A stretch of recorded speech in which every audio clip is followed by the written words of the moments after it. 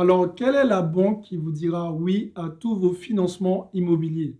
C'est un sujet qui vous intéresse? Je vous dis de rester connecté jusqu'à la fin de cette vidéo. À tout de suite.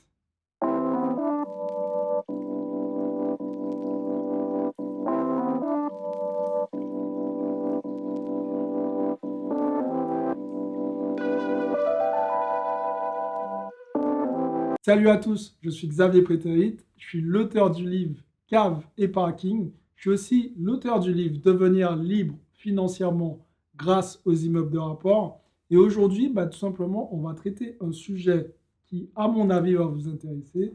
C'est quelle banque qui dira oui à vos financements quand vous souhaitez acheter un bien immobilier. Alors, j'imagine que plusieurs fois, vous êtes parti voir votre banquier et qui vous a dit non pour un projet en particulier, alors que vous avez des économies, alors que vous savez que votre profil, il est correct et vous ne comprenez pas pourquoi. Déjà, il y a une première raison.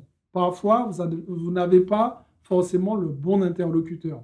Il y a des banques, comme j'aime bien dire, des banques d'investisseurs. Donc, les banques d'investisseurs, c'est les banques en général qui favorisent le différentiel. C'est-à-dire qu'en gros, elles ne vont pas prendre 70% de vos revenus locatifs, mais elles vont prendre la totalité. Donc, c'est ce qui va vous favoriser pour votre taux d'endettement. Mais l'idée générale, là, aujourd'hui, c'est de savoir quelle est la banque, ou du moins, quelles sont les banques qui vont vous accorder un crédit immobilier facilement. Alors, il y a une chose auquel beaucoup d'entre vous ne pensent pas forcément, c'est tout simplement d'aller voir la banque du vendeur. Et oui, la banque du vendeur est super intéressante. Pourquoi? Parce qu'elle connaît le bien, elle sait comment il tourne.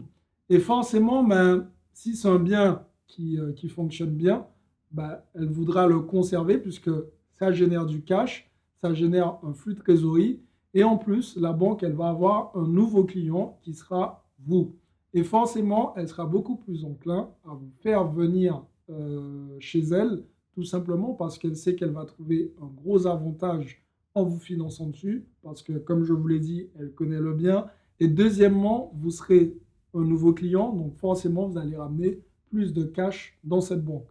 Donc, l'idée générale, c'est vraiment de se dire que, OK, si vous êtes passé par la banque dans laquelle vous êtes actuellement et que vous avez essuyé un refus, alors vous pouvez tout simplement passer par la banque vendeur. Vous avez plus de chances d'obtenir un oui. D'autre part, si vous avez mis en place ce système et que malgré ça, vous essuyez un refus, alors je vous invite à préparer un dossier bancaire en béton. Et pour cela, si vous ne savez pas comment faire, je vous ai laissé dans la description la boîte à outils de l'investisseur immobilier. Cette boîte à outils, elle est constituée d'énormément de pièces, mais particulièrement un dossier bancaire. Je vous dirais même plus, il y a 2 dossiers bancaires. Je vous explique tout ça dans la description.